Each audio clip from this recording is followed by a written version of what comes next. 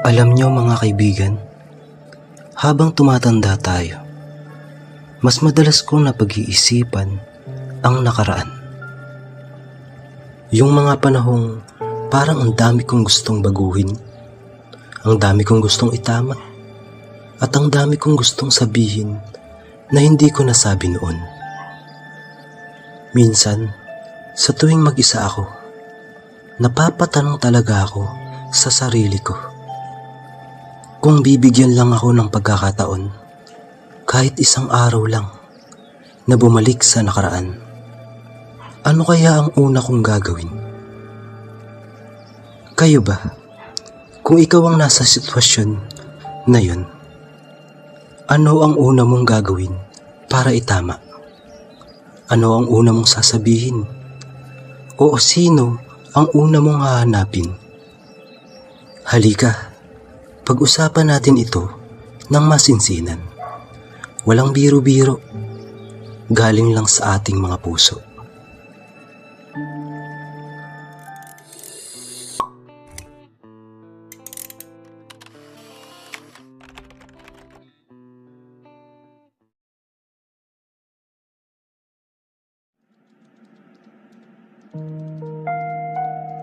Alam nyo, sa totoo lang, hindi ko babaguhin ang mga pagkakamali ko. Alam ko, marami akong pinalampas na pagkakataon. Marami akong nasaktan at marami akong desisyon na pinagsisihan ko hanggang ngayon. Pero kung babalik ako, ang una kong gagawin ay haharapin ko ng buong tapang ang mga kinatatakutan ko noon. Yung mga panahong tumalikod ako dahil akala ko hindi ko kaya. Yung mga pagkakataong hindi ako nagsalita dahil takot akong masaktan o mapahiya. Lalapitan ko yun at gagawin ko ng tama.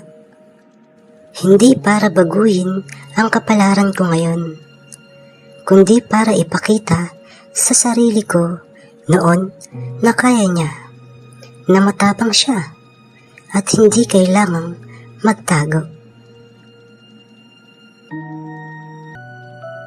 Ako naman, pupunta ako sa panahon na kasama ko pa ang mga taong wala na sa atin. Yung mga mahal nating nawala na o lumayo na. Ang una kong gagawin ay yayakapin ko sila ng mahigpit na mahigpit. Yung yakap na parang ayaw ko nang pakawalan. Sasabihin ko sa kanila ng paulit-ulit kung gaano ko sila kamahal, kung gaano sila kahalaga sa akin. Dahil aminado ako, noong nandyan pa sila, madalas tayong nakakalimot, magpasalamat o magpakita ng pagmamahal. Dahil akala natin, laging nariyan lang sila.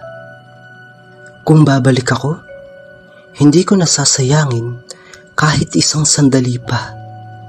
Ipaparamdam ko sa kanila ang pagmamahal na minsan ay kinulang ako.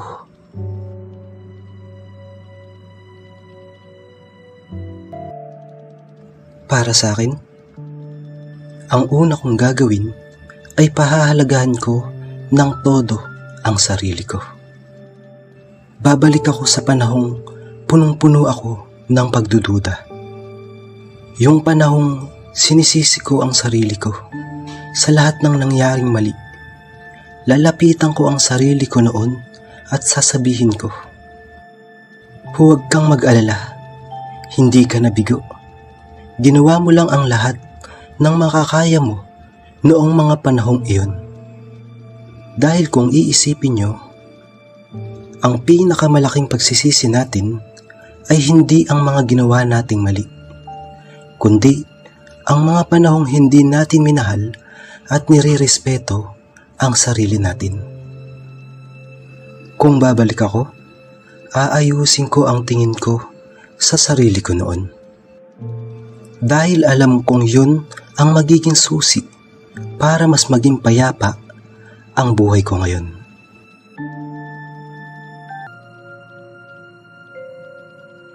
Alam nyo, pare-pareho lang pala tayo. Ang lahat ng nais nating gawin sa nakaraan ay tungkol sa pagmamahal, sa sarili, sa kapwa at sa buhay. Kaya kahit hindi na tayo makabalik pa, ang aral dito ay simple lang. Simulan natin itong gawin ngayon. Mahalin natin ang sarili natin. Mahalin natin ang mga kasama natin ngayon at harapin natin ang takot natin. Para pagdating ng panahon, wala tayong pagsisisihan at wala tayong hahanaping paraan para bumalik pa sa nakaraan.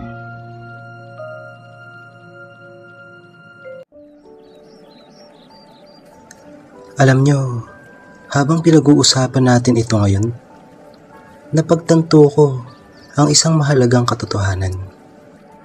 Ang totoo, kahit ibalik man tayo o hindi sa nakaraan, hindi naman talaga natin mababago ang nangyari. Ang mga pagkakamali, sakit at pagsisisihan ay bahagi na ng kung sino tayo ngayon. Pero alam nyo, ang magandang balita, hindi natin mababago ang nakaraan. Pero hawak natin ang ating kasalukuyan. Kaya sa halip na hilingin nating bumalik tayo noon, bakit hindi natin gawin ngayon ang mga bagay na sana ay nagawa na natin noon? Mahalin ang sarili, iparamdam ang pagmamahal sa kapwa, at huwag hayaang lumipas ang pagkakataon nang hindi ito sinasamantala. Dahil kung gagawin natin ito ngayon, darating ang araw na hindi na natin kailangang hilingin na bumalik pa tayo sa nakaraan. Bakit? Kasi magiging masaya ka, payapa ang iyong kalooban at wala kang pagsisisihan. At yun ang pinakamagandang paraan ng pamumuhay. Ang mabuhay nang walang paglingon sa nakaraan na puno ng panghihinayang, kundi ang mabuhay sa kasalukuyan na puno ng pasasalamat. Maraming salamat sa inyong pakikinig. Hanggang sa muli nating kwentuhan, mga kaibigan.